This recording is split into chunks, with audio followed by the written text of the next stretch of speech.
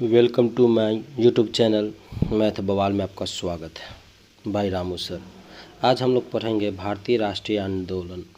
भारतीय राष्ट्रीय आंदोलन के अंतर्गत हम लोग पढ़ेंगे होम रूल का आंदोलन, लखनऊ पैक्ट, रॉलेट एक्ट, खिलाफत आंदोलन, चौरी चौरा कांड, स्वराज पार्टी, गोलमेज सम्मेलन, गांधी इरविन समझौता, पूना एक्ट, जलियांवाला बाग, शिमला समझौता और ये भूदान आंदोलन।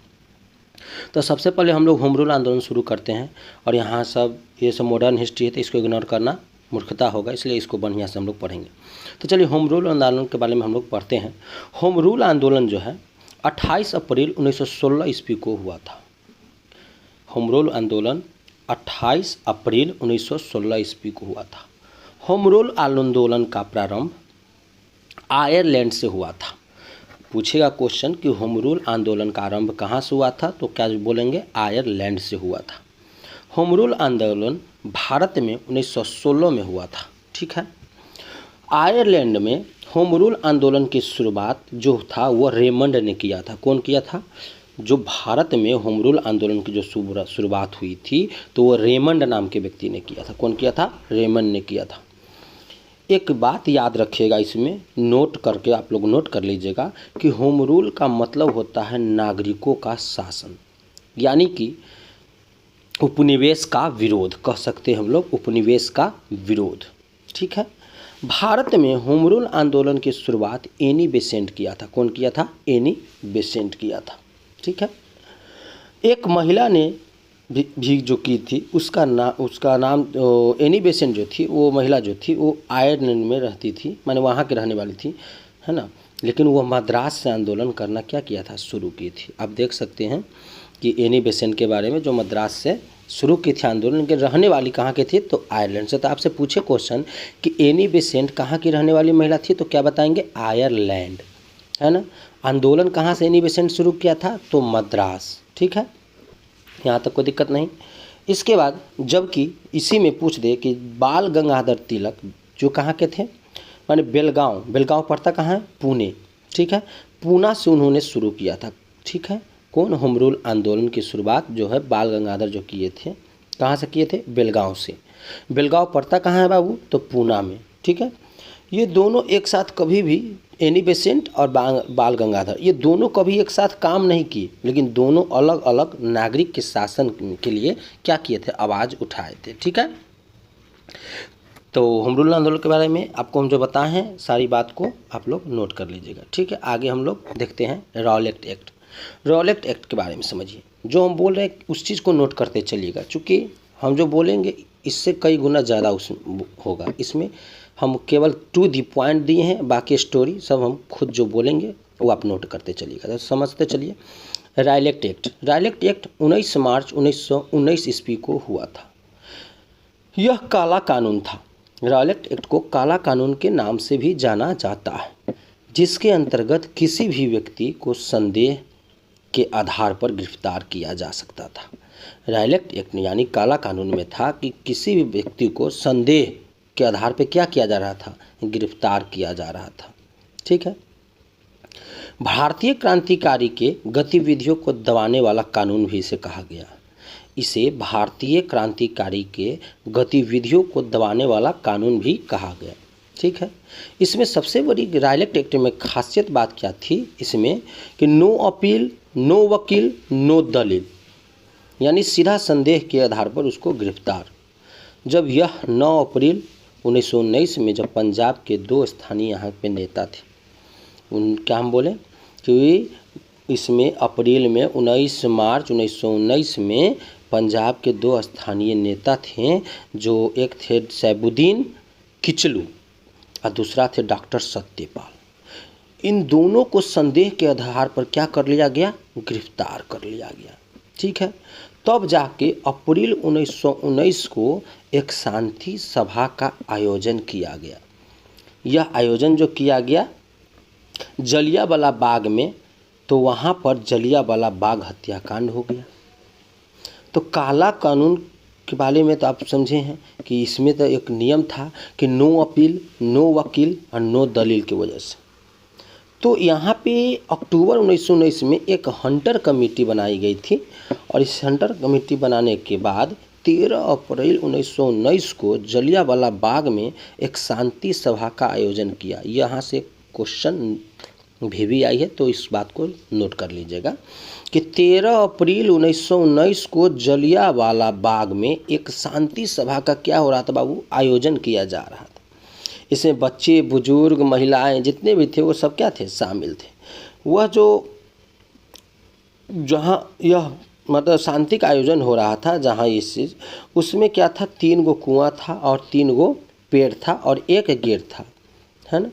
लेकिन हुआ क्या, जनरल डापर द्वारा शांति सभा पर गोली चलाने का निर्देश दिया गया। उस समय एक जनरल डापर थे जो अंग्रेज के माने एक उच्च पदाधिकारी रैंक में थे और उन्होंने एक आदेश दे दिया क्या कराने का, गोली चलाने का। जिस घटनाक्रम में 379 लोग मारे गए। लेकिन यह जो 379 जो बाबू रे आदमी जो मारा गया ना, इस सरकारी रिपोर्ट था, मतलब सरकार के अनुसार यह रिपोर्ट था। जबकि रियलिटी जो इसमें सच्चाई बात था, जो 1000 प्लस लोग इसमें मरे थे, ठीक है। जिसमें इसके सरकारी गवाह, जिसमें पूछा कि सरकारी गवाह भी इसमें बना था, जिनका नाम क्या था, तो हंस राज, ठीक है।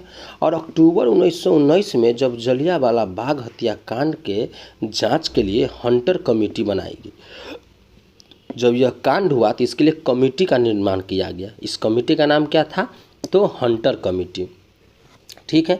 जिसमें अंग्रेज 5 और भारतीय 3 गो थे सदस्य।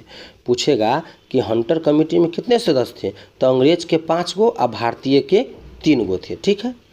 रिपोर्ट हंटर जो कमेटी का जो था उसका जब आया तो उसमें जनरल डायर को एक निर्दोष साबित कर दिया गया।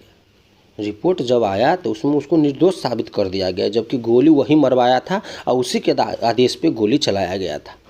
हंटर कमेटी में जो सदस्य थे वो 3 और 5 गो जो सदस्य थे, 3 गो भारतीय या 5 गो अंग्रेज। तो 3 गो जो भारतीय सदस्य थे तो उसमें एक गो का नाम था चीमन शीतल तलवार जो भारतीय थे, दूसरा का नाम था शहजाद सुल्तान अहमद और तीसरा का नाम था जगत नारायण। तो यहाँ से क्वेश्चन पूछता है कि हंटर कमेटी के में निम्नलिखित में बताएं सदस्य कौन है।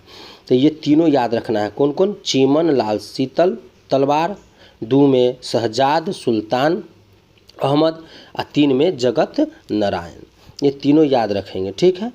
हंटर कमेटी के समांतर कांग्रेस द्वारा बनाई गई समिति जो थी क्या थी, तहक़ीक़ात समिति थी, है ना। और इसके जो अध्यक्ष थे वो मदन मोहन मालदीप थे। पूछे आपको कि इसके अध्यक्ष कौन थे, तो क्या बोलेंगे, हंटर कमेटी के सदस्य के जो अध्यक्ष थे मदन मोहन मालदीप थे।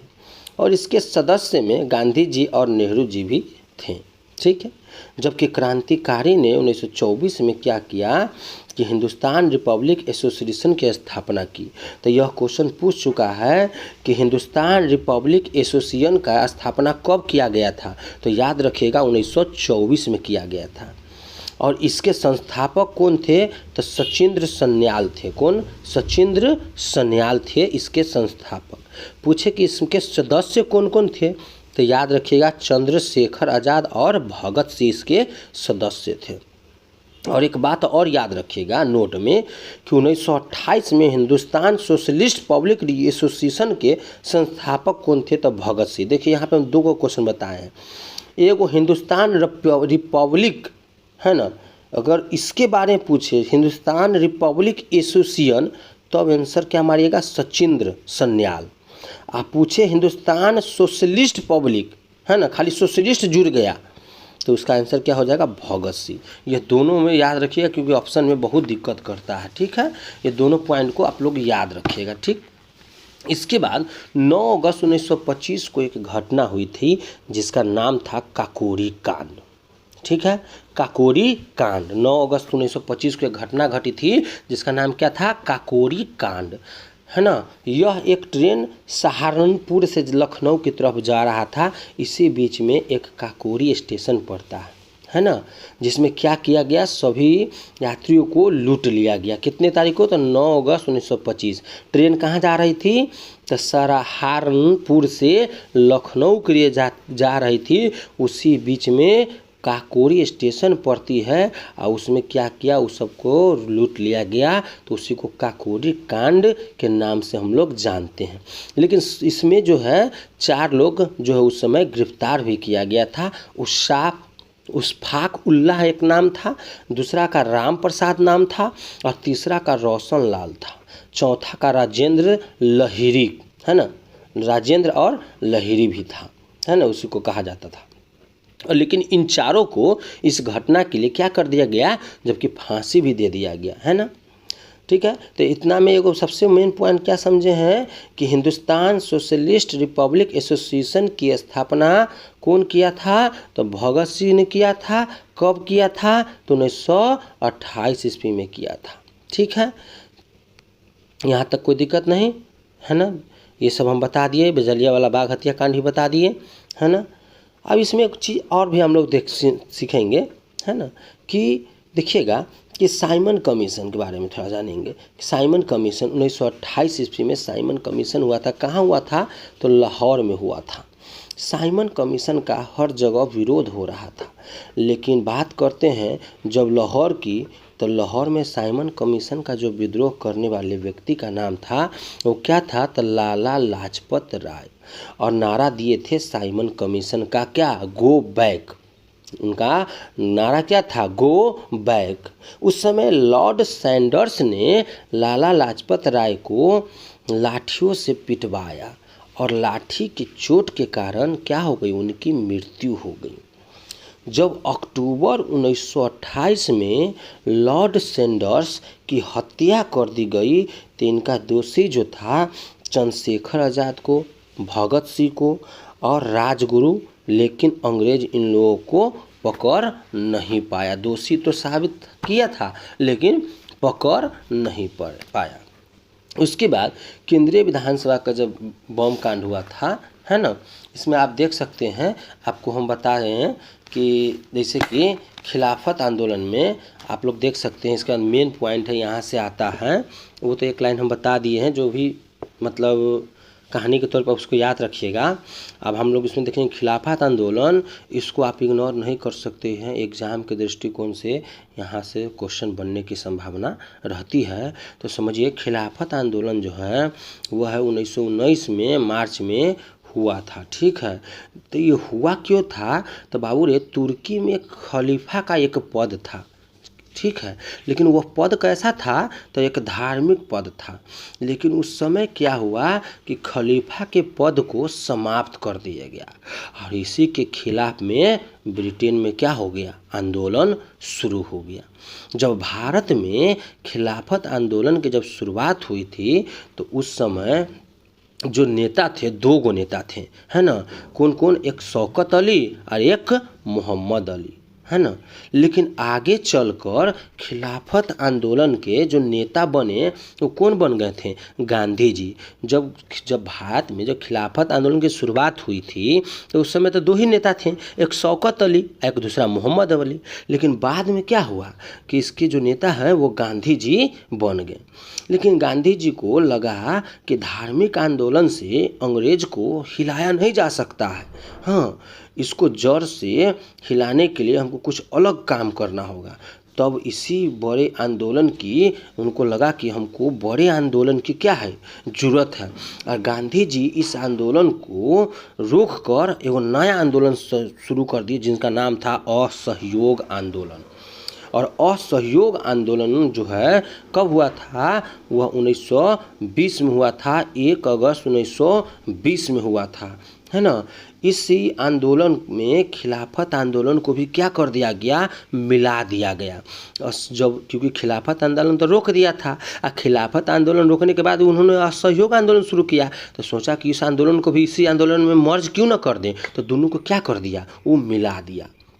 तो यहाँ पे एक बात याद रखिएगा कि खिलाफत आंदोलन के नेता कौन थे, तो गांधी जी।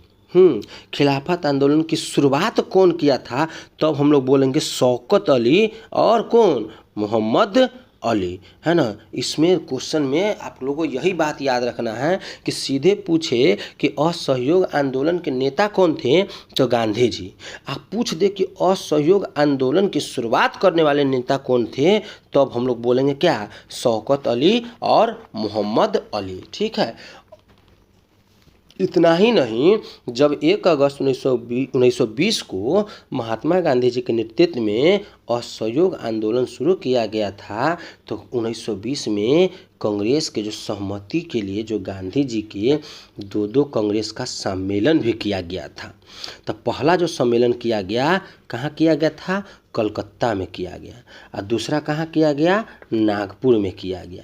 लेकिन कलकत्ता के लिए जो अध्यक्षता जो उस समय किए थे, जो अध्यक्ष थे, तो कलकत्ता के अध्यक्ष जो थे लाला लाजपत राय थे, वही नागपुर के लिए राघवचारी थे, है ना। लेकिन नोट में याद रखिएगा कि लाला लाजपत राय गांधी जी के असहयोग आंदोलन जी में जो किए थे उसमें वो समर्थन नहीं दिए थे। मतलब कि कलकत्ता वाला में जब अध्यक्षता कर रहे थे लाला लाजपत राय, तो असहयोग आंदोलन के लिए जब गांधी जी उसमें कहे कि हमको समर्थन कीजिए, तो नहीं किए। तो गांधी जी किस बात के लिए नहीं किए, कहें कि तुम नरम दलों के हैं, तो उस गांधी जी नरम दल के नेता थे, तो इनको लाला लाजपत राय, है ना, और नहीं किए। जबकि इसमें गरम दल के नेता कौन थे, बाल गंगाधर जो थे वो गरम दल के नेता थे। तो अब जाके नागपुर से वीर राघवचारी के द्वारा कांग्रेस से असहयोग आंदोलन में समर्थन मिला, है ना। दूगो हुआ, लेकिन कलकत्ता वाला में नहीं मिला इनको असहयोग आंदोलन में, जो किसके द्वारा मिला था, तो याद रखिएगा राघवाचारी के द्वारा मिला था, है ना। इसको असहयोग आंदोलन में, है ना, सहयोग मिला था। जब इसी असहयोग आंदोलन में ही गांधी जी सबसे पहले क्या किए थे, चरखा चला के सूत काट के विदेशी वस्तुओं का क्या किए थे, बहिष्कार किए थे, है ना। यहाँ पे आपसे पूछ दे कि गांधी जी कब अपना पहला चरखा से सूत काट के विदेशी कपड़ा को बहिष्कार किए थे, किस आंदोलन में, तो असहयोग आंदोलन में, है ना। यहाँ तक कि अंग्रेज के स्कूल में बच्चे का जाना भी क्या करवा दिए, कि बंद कर दिए, कि नहीं जाएगा अंग्रेज के स्कूल में बच्चा पढ़ने नहीं जाएगा। गांधी जी का मानना था कि अगर हम अंग्रेज का समर्थन नहीं लेते हैं तो अंग्रेज क्या हो जाएगा, झुक जाएगा। शुरू में गांधी जी गांधी जब ये बात किए तो उनको शुरू में समर्थन नहीं मिला, उतना और सपोर्ट नहीं मिला, लेकिन बाद में उनको बहुत भारी मात्रा में उनको सहयोग मिलने लगा। असहयोग आंदोलन जब चल रहा था तब तक यह एक घटना जो है बहुत भारी घटना घट गई। असहयोग आंदोलन में क्या हुआ था कि शांति जुलूस निकला था, समझे। तो यह जुलूस जो है गोरखपुर के चौरी चौरा थाने से होकर गुजर रहा था। तो उसका नेतृत्व जो है भगवान अहीर जो थे वह कर रहे थे, है ना। वह जो थे एक सेना थे, हैं, और वही कर रहे थे। तो आपसे पूछ दे कि चौरा चौरी थाने हैं कि जो कांड है किस रोड से हुई थी, तो जो रोड जो था कौन, गोरखपुर रोड पे जुलूस निकल रहा था। कौन जुलूस, तो शांति जुलूस निकल रहा था, जिसके नेतृत्व कौन कर रहे थे, तो भगवान अहीर कर रहे थे, है ना। और शांति जुलूस पर पुलिस ने क्या किया था, अचानक लाठी चार्ज कर दी, जिसमें भगवान अहीर जो है क्या हो गया, घायल हो गया, और इस घटना स्थल पर ही इनकी मृत्यु हो गई। मतलब समझ में आया। और यह घटना जब घटा था, चौरी चौरा कांड जो घटना घटा था वह 5 फरवरी 1922 को घटा था, जिसको चौरी चौरा कांड के नाम से हम लोग जानते हैं। तो चौरी चौरा कांड में समझ में आया क्या हुआ था, है ना, कि चौरी चौरा कांड का जुलूस कौन चीज़, असहयोग आंदोलन के बीच में शांति जुलूस का क्या निकला था, नारा निकला था शांति जुलूस के लिए गोरखपुर रोड से। उसी बीच में क्या हुआ था, चौरी चौरा थाने से होकर जब गुजर रहा था, जिसका नेतृत्व भगवान अहीर कर रहे थे, जो एक सेना थे, और वहीं पर कर रहे थे शांति जुलूस में। तो अचानक से क्या हुआ, पुलिस ने उस पर लाठी चार्ज कर दिया, जबकि उसका कोई भी गलती नहीं था, बड़ा अपना आराम से शांतिपूर्वक वो जुलूस निकालते हुए जा रहा था, लेकिन पुलिस वाले ने यहाँ बदमाशी किया कि उस पर लाठी चार्ज कर दिया और इसी के कारण क्या हो गया, उनकी भगवान अहीर जो थे उनका मृत्यु हो गया। और वह घटना जिस दिन हुआ उस दिन 5 फरवरी 1922 को हुआ था, है ना। तो जिसको इस घटना को हम लोग चौरी चौरा कांड के नाम से भी क्या करते हैं, जानते हैं। इस घटना के बाद जब 22 पुलिस वाले को क्या कर दिया गया, जिंदा जला दिया, है ना। इस घटना में गांधी जी बहुत दुखित हुए। इस 22 जो पुलिस वाला को जब मतलब जिंदा जला दिया गया, जब ये घटना घटा तो इसमें एक जो था उसमें जो है दरोगा थे, माने इंस्पेक्टर था, और बाकी 21 वो था पुलिस था, है ना। तो एक दरोगा सहित 21 पुलिस को क्या कर दिया गया, यानी टोटल 22 आदमी को जला दिया गया, जिंदा जला दिया गया। तो गांधी जी को क्या लगा कि नहीं, इससे वो बहुत दुखित हुए, उनको अच्छा नहीं लगा। तो गांधी जी, है ना, बोले कि नहीं, आंदोलन उग्र हो जाएगा, इसलिए वो 12 फरवरी 1922 को असहयोग आंदोलन वापस ले लिए। चौरी चौरा घटना के कारण से इन्होंने क्या किया था अपना, है ना, 12 फरवरी 1922 को असहयोग आंदोलन क्या कर लिए, वापस ले लिए। तो जब वापस लिए तो उस समय सुभाष चंद्र बोस बोलते हैं उनको कि गांधी जी, ये जीवन का आपका सबसे दुर्भाग्यपूर्ण निर्णय है, यह घटना आप वापस ले रहे हैं, यह आपका जीवन का क्या है, सबसे दुर्भाग्यपूर्ण है ना।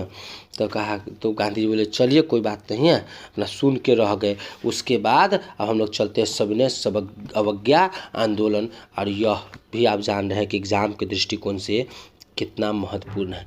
तो सविनय अवज्ञा आंदोलन समझिएगा कि यह आंदोलन जो है कब, 12 मार्च 1930 को, है ना, हुआ था। सविनय अवज्ञा आंदोलन की शुरुआत गांधी जी किए थे कब, तो 12 मार्च 1930 को। कहाँ, दांडी मार्च के साथ। इसमें 31 जनवरी 1930 को गांधी जी की एक मांग थी, 11 सूत्रीय मांग जो आपको बताए हुए हैं, जिसमें क्या किया था अंग्रेज, 2 मांग इनका नहीं मांगा था। तो उस समय जब नहीं मांगा तो इसका परिणाम क्या कर लिया गया, अस्वीकार किया गया। और उस समय क्या हुआ कि वायसराय जो था उस समय लॉर्ड इरविन था। आपसे पूछे कि सविनय अवज्ञा आंदोलन के समय जो वायसराय कौन थे, तो लॉर्ड इरविन थे, है ना। तो इनके 11 सूत्री मांग में लॉर्ड वायसराय से जब मांगा गया कि आप इस चीज़ को, मेरी मांग को रख लीजिए, तो क्या किया, 11 सूत्री मांग में 9 को मान लिया, लेकिन 2 को नहीं मांगा। वो 2 को जो मांग नहीं मांगा था वो क्या था कि पहला था कि सेना की खर्च को कम कर दीजिए, और दूसरा था कि जो भी आप भारतीयों को बंदी बनाए हुए हैं, है ना, उस सबको छोड़ दीजिए। लेकिन वो सब नहीं माना। तो ये 2 मांग नहीं माना, और इसी 2 मांग न मानने की वजह से परिणाम क्या हो गया, सविनय अवज्ञा आंदोलन की शुरुआत हो गई। तब जाके नहीं माना, तब इसमें क्या हुआ कि 12 मार्च 1930 को गांधी जी साबरमती आश्रम से क्या किए, दांडी के लिए यात्रा किए, जिसमें मात्र उनके साथ 78 साथी उस समय था, है ना। एगो अपने थे तो 79, है ना, 79 गो। लेकिन क्या हुआ, उनको पहुँचते पहुँचते हजारों लोग हो गए समर्थन में, समझें, जिसमें एक महिला भी थी, और उनका नाम आप लोग जानते हैं कि सरोजनी नायडू था, है ना। इन लोगों का 24 दिन का टोटल यात्रा हुआ था, है ना, जिसमें गांधी जी 5 अप्रैल 1930 को दांडी पहुँचे थे, और 6 अप्रैल 1930 को नमक कानून को भंग किए थे। इसी को बोलते हैं दांडी मार्च की यात्रा भी बोलते हैं। तो आपसे यहाँ से क्वेश्चन पूछ सकता है ना, कि नमक कानून को भंग कब किया गया, तो 6 अप्रैल 1930 ईस्वी को। पूछे कि सविनय अवज्ञा आंदोलन क्यों हुआ था, तो ये बात आपको पता है ना कि महात्मा गांधी का सबसे बड़ा दूसरा आंदोलन है ना। तो यह होने का रीज़न क्या है, तो आपसे कोई पूछे तो बता दीजिएगा कि 11 सूत्री का मांग गांधी जी के द्वारा किया गया था। किससे? लॉर्ड इरविन से, जिसमें उनकी 2 मांग को नहीं माना गया था। 2 मांग क्या था कि सेना को खर्च को कम किया जाए, और दूसरा मांग था जो भी बंदी बनाया हुआ भारतीय है उसको छोड़ दिया जाए। और यह बात नहीं माना, इसके वजह से परिणाम क्या हुआ कि सवज्ञा अवज्ञा आंदोलन की शुरुआत हो गई। ठीक है, अब इसमें आगे हम लोग फिर देखेंगे कि इसके बाद क्या हुआ। जब यह घटना जब हो गई तो उसके बाद गोलमेज सम्मेलन हुआ, जो आप देख सकते हैं कि गोलमेज सम्मेलन इसी तरह का टेबल था। इस तीनों टेबल में माने इस 3 राउंड का टेबल था, जिसमें मीटिंग बैठा, जिसमें प्रथम सम्मेलन, द्वितीय सम्मेलन, तृतीय सम्मेलन हुआ था, है ना। तो आपसे पूछे ये तीनों सम्मेलन जो हुआ था वो कहाँ हुआ था, तो लंदन में हुआ था। लेकिन हम लोग को गांधी देख रहे हैं, तो हम लोग को मेन यहाँ पे क्वेश्चन है कि गांधी जी किस सम्मेलन में भाग लिए थे। तो बाबू रे, गांधी जी द्वितीय सम्मेलन में भाग लिए थे 1931 में, है ना। तीनों सम्मेलन कहाँ हुआ था आपको बता दिए हैं कि लंदन में हुआ था, है ना। और पूछ दे कि तीनों सम्मेलन में जो भाग लिए थे वो कौन थे, तो भीमराव अंबेडकर थे, जिन्होंने क्या किया, तीनों सम्मेलन में भाग लिए थे। तीनों सम्मेलन के समय जो था, उस समय इंग्लैंड का जो प्रधानमंत्री था, पूछ दे कि कौन था, तो कौन था, तो रेमजे मैकडोनाल्ड। कौन था, है ना, रेमजे मैकडोनाल्ड। ठीक है, उस समय पर कहाँ इंग्लैंड के प्रधानमंत्री थे। और गांधी जी बोले कि मैं तो गया था, पर भारतीयों का इज्जत बांट के नहीं आया। जब द्वितीय सम्मेलन में जब गए थे तो बोले क्या क्या हो किए हैं, तो कहते हैं मैं तो गया था लेकिन मैं भारतीय को इज्जत को बांट के नहीं आया हूँ, है ना। द्वितीय सम्मेलन जब हुआ था तो 7 सितंबर जब 1931 को, तो इसका स्थान कहाँ था, तो सेठ पाल पैलेस लंदन में, है ना। पूछ दे कि द्वितीय सम्मेलन जो हुआ था कौन जगह पर हुआ था, तो सेठ पाल पैलेस लंदन में। पूछ दे कि उस समय जो थे वायसराय कौन थे, तो लॉर्ड लिथिगो, है ना। और गांधी जी उस समय राजपूताना जहाज से लंदन गए थे। पूछ दे कि द्वितीय सम्मेलन जब हुआ था, है ना, कब, तो 7 सितंबर 1931 को। तो उस समय जब गांधी जी गए थे लंदन, तो किससे से गए थे, तो गांधी जी राजपूताना जहाज से लंदन गए थे, है ना। और फ्रैंक मोरिस ने गांधी जी को क्या कहा था, अर्ध नग्न फकीर कहा था।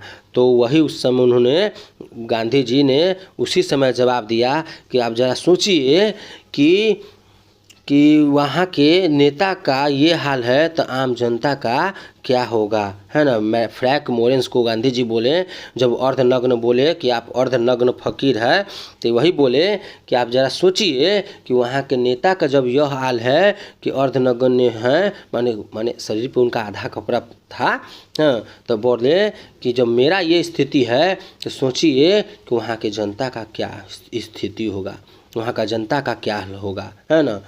उस समय जो थे उसमें सदस्य जो थे कौन कौन थे, तो 3 गो सदस्य थे। तीनों के बारे में याद रखिएगा, एगो मुस्लिम लीग, एगो दलित वर्ग के, और एगो कांग्रेस के। तो मुस्लिम लीग में कौन था, तो मोहम्मद अली जिन्ना, है ना। दलित वर्ग की तरफ से कौन थे, तो बाबा साहब भीमराव अंबेडकर। और कांग्रेस की तरफ से कौन थे, तो महात्मा गांधी, है ना। तो यहाँ तक समझ में आया, है ना। पूरा हम समझा दिए, द्वितीय गोलमेज सम्मेलन, तृतीय सब जो इम्पोर्टेंट है सब समझा दिए। अब आगे आप आइए गांधी इरविन समझौता के बारे में समझिए। गांधी इरविन समझौता जो था वह 5 मार्च 1931 ईस्वी को हुआ था। महात्मा गांधी और उस समय वायसराय कौन था, तो लॉर्ड इरविन था, है ना। गांधी इरविन समझौता महात्मा गांधी के नेतृत्व में हुआ था, और उस समय वायसराय कौन था, लॉर्ड इरविन था। लॉर्ड इरविन की शर्त था कि सवज्ञा अवज्ञा आंदोलन जो है समाप्त किया जाए। मतलब जो लॉर्ड इरविन था ना, उनका कहना था कि आप सवज्ञा अवज्ञा आंदोलन की क्या कर दीजिए, समाप्त कर दीजिए। जब कांग्रेस गोलमेज सम्मेलन में भाग लेने लंदन आए तो ब्रिटिश शासन का क्या कर दिया, बहिष्कार न किया जाए, है ना। तो महात्मा गांधी को आपको तो बतेबे किए, तो उन लोग से तो 11 सूत्री का मांग था, जिसमें 11 सूत्री मांग में आपको बतेबे किए हैं कि 2 गो माना नहीं गया। तो वही 11 सूत्री आपके सामने है। पहला जो है क्या है कि पूर्ण रूप में शराब पर प्रतिबंध। हाँ, यह गांधी जी का पहला मांग था 11 सूत्री में।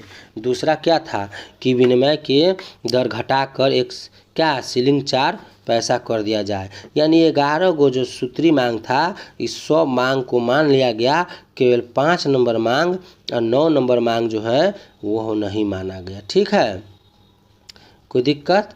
चलिए अब आइए हम लोग समझते हैं क्या है ना, पूना समझौता।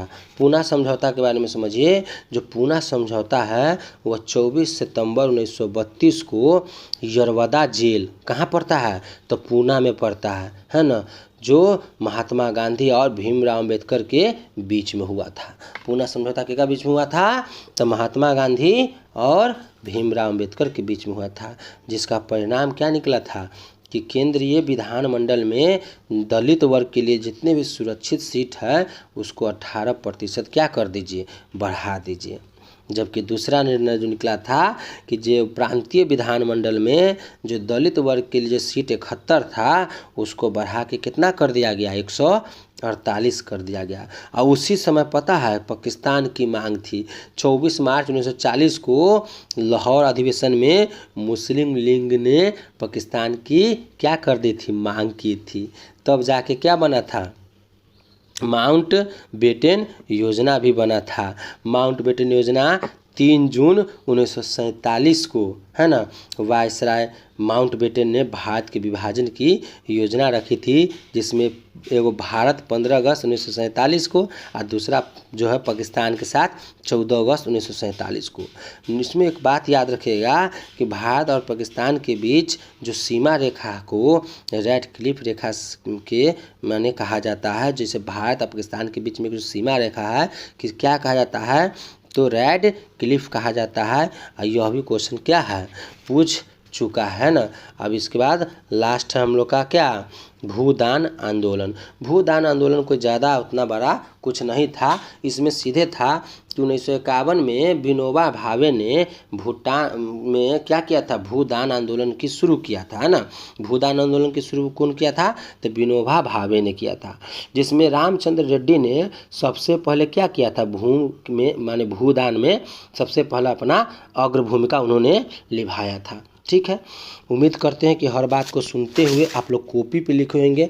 ठीक है, इसके बाद आगे वीडियो भी देंगे आप लोग को तत्काल। इसके एक एक पॉइंट हम जो बोले हैं उसको वीडियो को रोक के वीडियो को क्वेश्चन ज़रूर बना लीजिए, क्योंकि आप जानते हैं कि मॉडर्न हिस्ट्री का एक भी क्वेश्चन छोड़ना आपको एग्ज़ाम से रिजल्ट से बाहर कर सकता है। इसलिए आप लोग पढ़िए, अच्छा से मेहनत कीजिए, बाकी हम हैं आपके साथ। ठीक है, वीडियो को लाइक शेयर कम भी कर दीजिएगा, क्योंकि आप लोग के लिए इतना मेहनत किए हैं तो इतना तो बनता है मेरा। ठीक है, मिलते हैं नेक्स्ट वीडियो में, तब तक के लिए थैंक यू।